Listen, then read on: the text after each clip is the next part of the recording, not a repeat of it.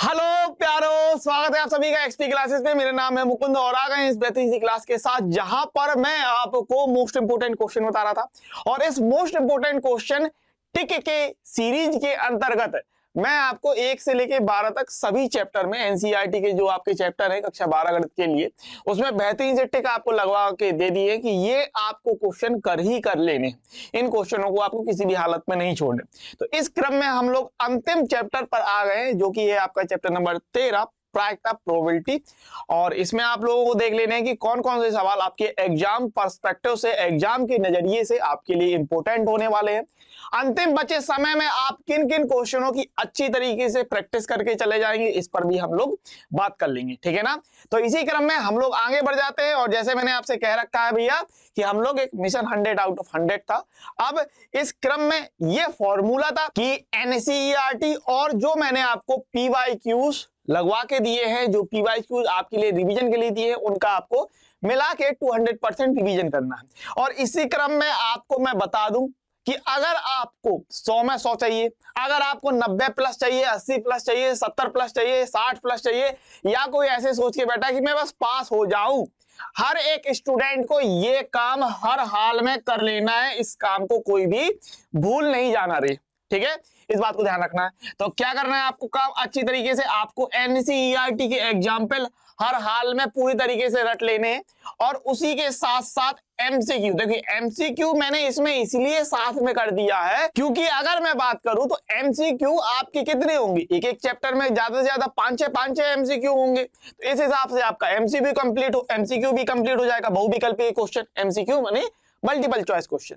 तो आप हर कोई मुझे ये बता दीजिएगा कमेंट्स करके कि आप लोगों ने इसमें ये काम कर लिया है कि नहीं किया। अगर नहीं किया है तो हर हाल में करके चले जाइएगा। ध्यान रखिएगा एग्जाम के पहले पहले तक भी आपको ये चीज जरूर से जरूर कंप्लीट कर लेनी, इस बात को ध्यान रखिएगा।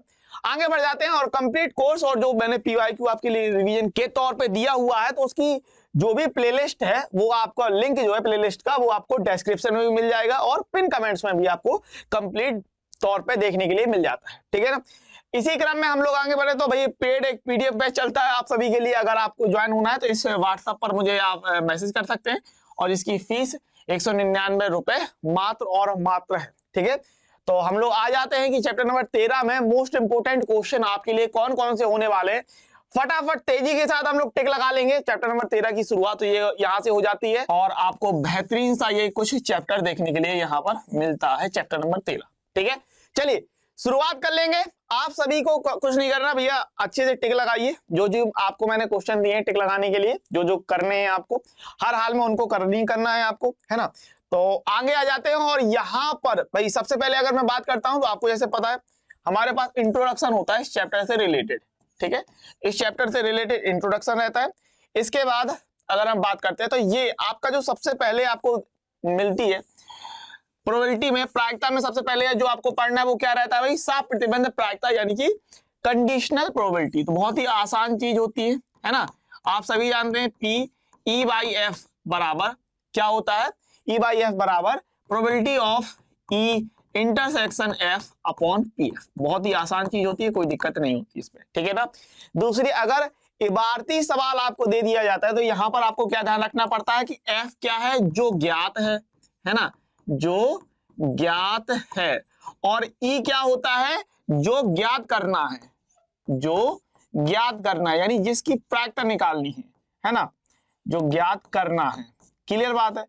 तो ये भाई साहब एक शुरुआत से छोटी सी चीज होती है। अब इस पर 1 नंबर या 2 नंबर का सीधा सीधा सिंपल सा क्वेश्चन आपको बन जाता है ना। हाँ, तो साफ प्रतिबंध प्रायिकता। और यहाँ पर देखिए एग्जाम्पल की जब बात होती है तो एग्जाम्पल तो आपको छोड़ने नहीं है, तो मैं एग्जाम्पल पे आपको टिक लगवा दूंगा, है ना। तो देख लीजिएगा बढ़िया तरीके से इन सभी एग्जाम्पल्स को। शुरुआत करेंगे यहां से और ये देखिए एग्जाम्पल नंबर 1 आप लगा लीजिएगा, बहुत ही आसान चीज है, पी ए बाई भी आपको पूछ रहा है। फिर आगे आएंगे और यहाँ पर आप ये ध्यान रखिए कि ये जो परिवार वाले सवाल आपको देखने के लिए मिल जाते हैं, ठीक है ना।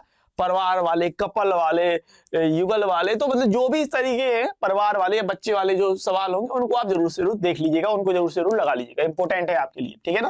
तो उदाहरण नंबर 2 आपको बढ़िया तरीके से करना है। फिर अगर हम आगे बात करते हैं तो यहाँ पर आपके पास है उदाहरण नंबर 3, ठीक है ना। इसको बढ़िया तरीके से लगाना है। बढ़िया सा सवाल है, अच्छा सा सवाल है, सिंपल सवाल है, कोई ज्यादा दिक्कत नहीं। ठीक है, उदाहरण नंबर 4 की मैं बात करूं तो उदाहरण नंबर 4 आपको 2022 में भी पूछा गया, 2023 में भी पूछा गया। 2022 में सीधा सीधा यही क्वेश्चन पूछ लिया गया था और 2023 में क्या किया गया, उन्होंने 100 की जगह मतलब 1000 की जगह 500 कर दिया था। ठीक है ना, 2023 में जो क्वेश्चन बना था वहां पर 1000 की जगह 500 कर दिया था, 430 की जगह 230 कर दिया था। ये पूछा गया था 2023 के किसी एक सेट में पूछा गया था, सभी सेट में नहीं, 7 सेट बनते हैं आपको पता है। तो ये एग्जाम्पल नंबर 4 आपको देखना है। एग्जाम्पल नंबर 4 के बाद आपको जरूरी नहीं है कि उदाहरण नंबर आप 5 देखें, बाकी का उदाहरण है तो करना हो तो कर लेना। उदाहरण नंबर 5 मैं छोड़ रहा हूं, ठीक है।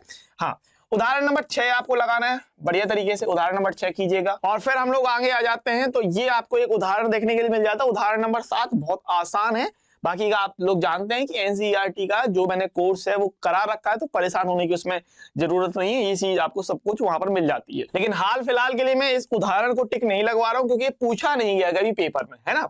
एनसीईआरटी का क्वेश्चन पूछ सकता, कोई बड़ी बात नहीं, लेकिन मैं टिक नहीं लगवा रहा हूँ। तो मैंने टिक आपको जो लगवाया है वो आपसे कहा मैंने क्वेश्चन नंबर 1, उदाहरण नंबर 1, 2, 3, 4, इसके अलावा 6। ठीक है ना, तो अभी मैंने ये आपको टिक लगाने के लिए कहा, 1, 2, 3, 4 और 6। और इसके बाद हमारे पास आ जाती है भाई प्रश्नावली 13.1 करके। ठीक है, तो प्रश्नावली 13.1 की बात करेंगे। और देखिए शुरुआत में कुछ अगर मैं बात करूं तो कुछ ज्यादा कुछ नहीं है, E/F, F/E सारे वही चीज है, तो यहां पर कुछ भी टिक नहीं लगाना आपको। आप तो सीधे आइए क्वेश्चन नंबर यहाँ पर 6, 7, 8 कुछ नहीं। ठीक है, तो यहाँ आप देख रहे हैं क्वेश्चन नंबर 9 है ना, ये पारिवारिक चित्र आपको दे रहा है माता पिता पुत्र वाला, तो ये सवाल आपको लगाना है और ये परिवार वाले सवाल आपको बिल्कुल भी किसी भी हालत में नहीं छोड़ने। ठीक है, तो क्वेश्चन नंबर 9 में आप टिक लगाएंगे और फिर 10, 11 छोड़ सकते हैं और फिर ये आ जाइए क्वेश्चन नंबर 12 पे। ठीक है ना, तो क्वेश्चन नंबर 12 आप लगाने वाले देखिए बच्चा, लड़का, लड़की, ये इस बारे में बात कर रहा है। ठीक है, तो ये सवाल आपको नहीं छोड़ना। तो क्वेश्चन नंबर 12 कौन सा, क्वेश्चन नंबर 9, क्वेश्चन नंबर 12 और इसके बाद आपको ये लगाना है क्वेश्चन नंबर 13 भी। ठीक है, क्वेश्चन नंबर 13 आप लगाइएगा और इसके बाद हमारे पास है ये क्वेश्चन नंबर 14। ठीक है, तो क्वेश्चन नंबर 14 आपको लगाना है, 15 आप छोड़ सकते हैं और फिर आपको लगाना है क्वेश्चन नंबर 16 और 17। ये बहुविकल्पी तो आपको छोड़ने ही नहीं है। तो कौन कौन से सवाल आपको लगाने हैं भाई, आपको लगाना है 9, 12, 13, 14 और 16, 17। ठीक है, 16, 17, तो 17 सवाल है। 17 सवाल में मैंने आपको इस एक्सरसाइज में सिर्फ 6 सवाल लगाने के लिए दिए। ठीक है, टोटल आपके पास कितने सवाल है, 17। 17 में से 2 तो आपके बहुविकल्पी हो गए, बचे आपके 15, तो 15 में से 4 सवाल आपके पास लगाने के लिए मैंने आपको कहे हैं। आगे बढ़ेंगे, अब इसके बाद आपके पास टॉपिक आता है प्रायिकता का गुणन नियम, मल्टीप्लिकेशन थ्योरम ऑन प्रोबेबिलिटी। ठीक है, इस पर और यहां से हम लोग बढ़ते हैं और इसमें आपको लगाना भैया एग्जाम्पल नंबर 6। बिल्कुल, एग्जाम्पल नंबर 6 बढ़िया सा सवाल है, इसको जरूर से जरूर देखिएगा। एग्जाम्पल नंबर 6 के बाद आपको लगाना है एग्जाम्पल नंबर 9। अच्छा सवाल है, इंपोर्टेंट भी आप कह सकते हैं, बढ़िया चीज है। ठीक है ना, उदाहरण नंबर 9, उदाहरण तो कोई नहीं छोड़ेगा, ध्यान रखिएगा। ठीक है ना, फिर आपके पास टॉपिक आता है स्वतंत्र घटनाएं, इंडिपेंडेंट इवेंट करके।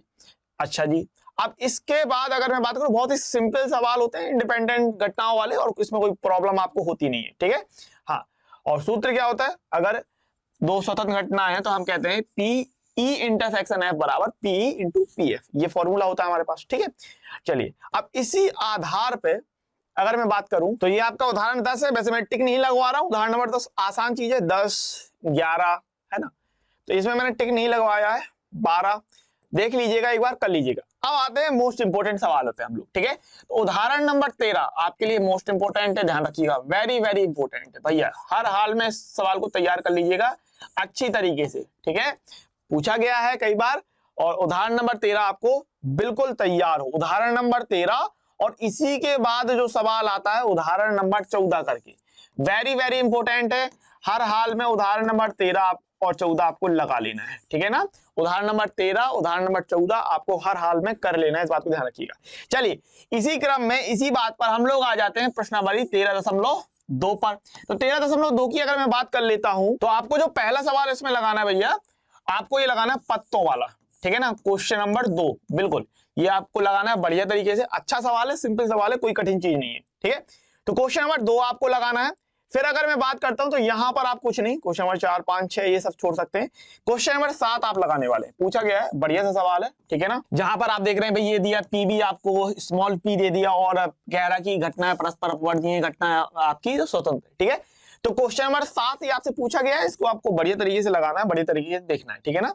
इसके बाद हमारे पास ये यहाँ पर कुछ नहीं।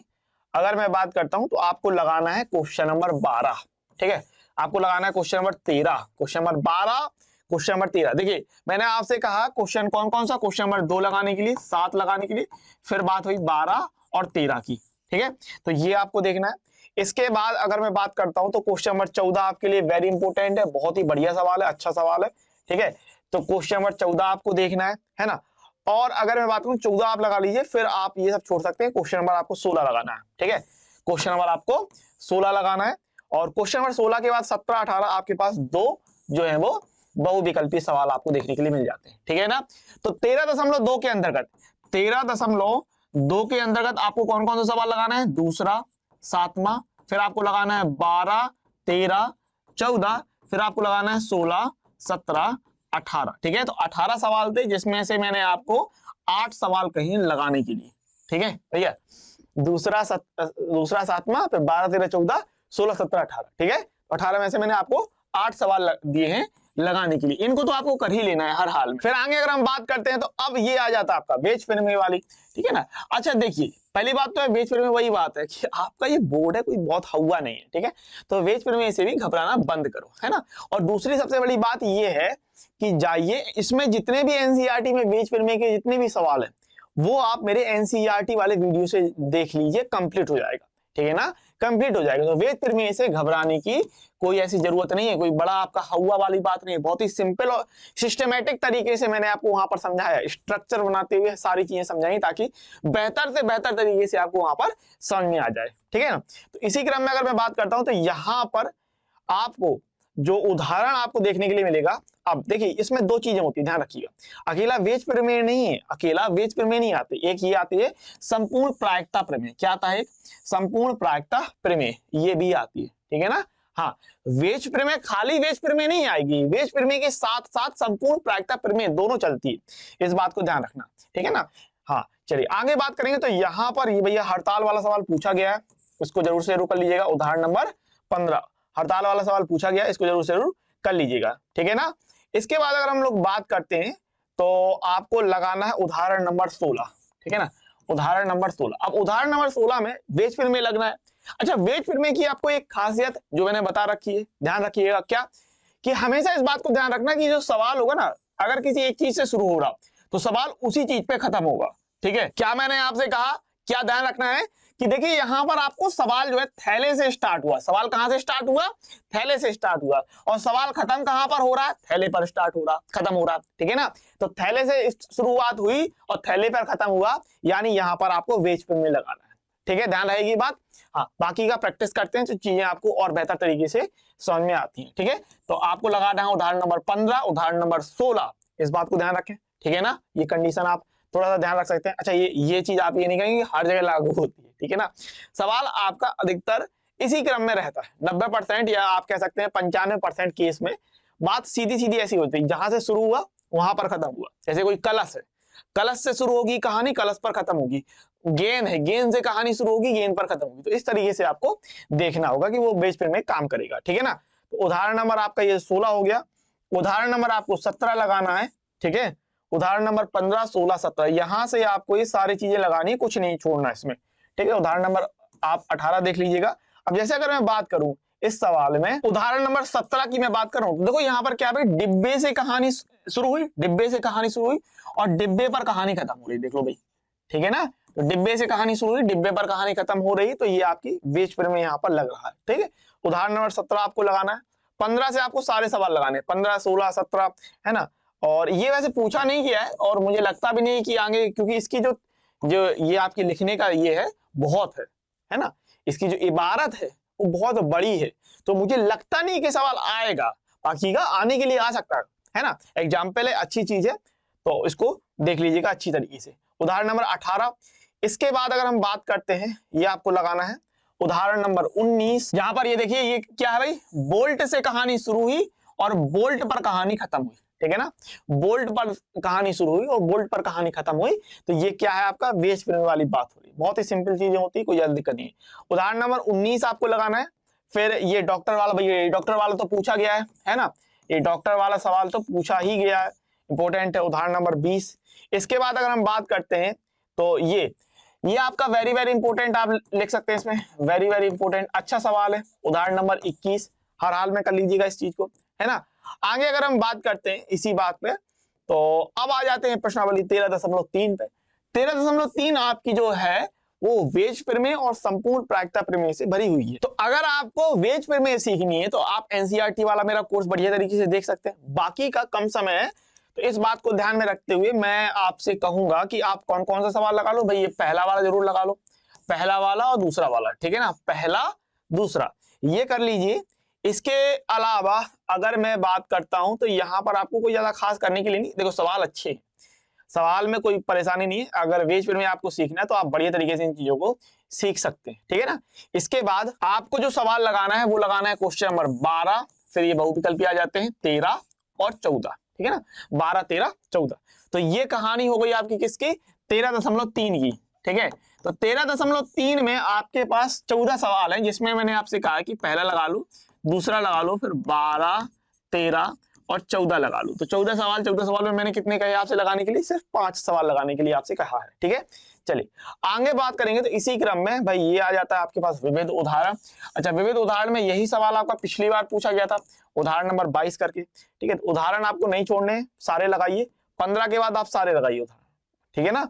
उदाहरण नंबर आपके पास है 23 लगाने के लिए बढ़िया सा, और 23 के बाद ये आपके पास है उदाहरण नंबर 24 लगाने के लिए अच्छा सा, है ना, इसको लगाएंगे। और अब आ जाते हैं हमारे पास अच्छी सी ये विविध प्रश्नावली, भैया अध्याय 13 पर विविध प्रश्नावली। तो यहाँ पर आपको कौन कौन से सवाल लगाना है, देखो ये पहला आपको लगाना है, ठीक है, ये लगाना है। और जैसे मैंने आपसे कहा कि बच्चे वाला है, ये दंपत्ति वाला है, ये सवाल आपको जरूर लगाना है। तो पहला लगाना है, दूसरा लगाना है, ठीक है ना, और पहला दूसरा आपको ये तीसरा लगाना है, पहला दूसरा तीसरा ये आपको लगाना है, पहला दूसरा तीसरा।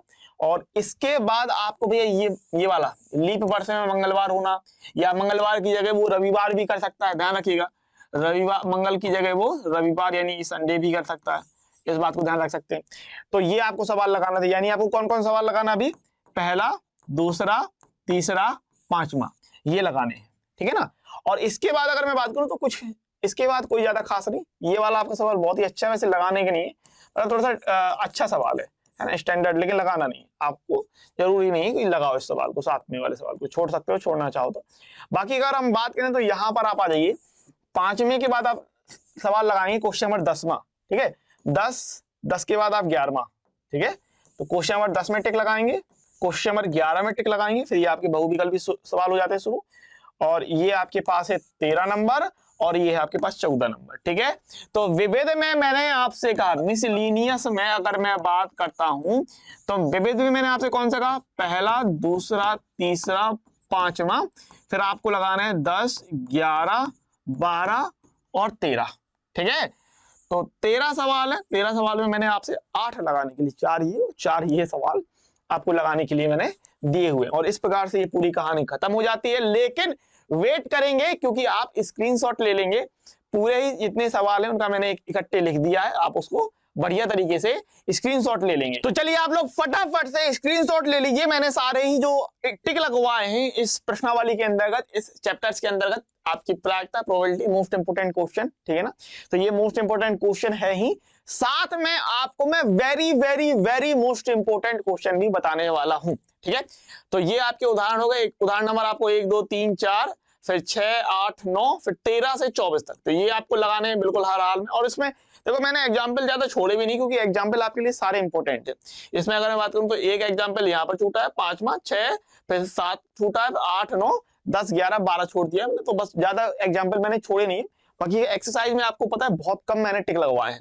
13.1 में आपको ये सवाल लगाने हैं, 13.2 के लिए ये आपको ये लगाने हैं, 13.3 में ये है, और 13 विविध के लिए आपके पास ये।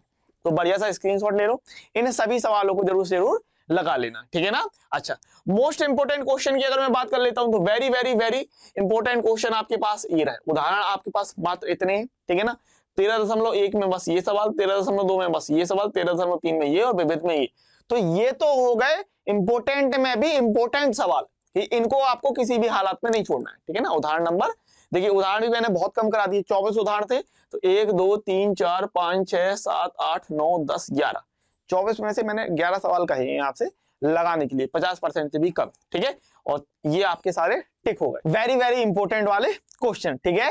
तो इसी के साथ मैं उम्मीद ये करूंगा कि आप लोग बढ़िया तरीके से गणित की तैयारी कर रहे होंगे, शानदार वाली। और खुद में भरोसा रखिए, खुद पर इतना रखिए कि आपने साल भर तैयारी की है, आपने पूरी तरीके से लग के मेहनत की है, अच्छी तरीके से रिवीजन किया है, एक एक सवाल को समझा है, एक एक सवाल को लगाया है, तो फिर चिंता करने की जरूरत नहीं है। और फिर भी अगर आपकी कोई कमी महसूस होती है, तो ये जो मैंने मोस्ट इंपोर्टेंट क्वेश्चन लगवाए हैं उतना तो करके चले ही जाना है, ठीक है ना। हाँ, और इसी उम्मीद के साथ कि आप बेहतरीन तैयारी कर रहे होंगे, मिलेंगे अगले वीडियो लेक्चर में। तब तक के लिए हमेशा ध्यान रखिए, खुश रहिए, पढ़ते रहिए, आगे बढ़ते रहिए।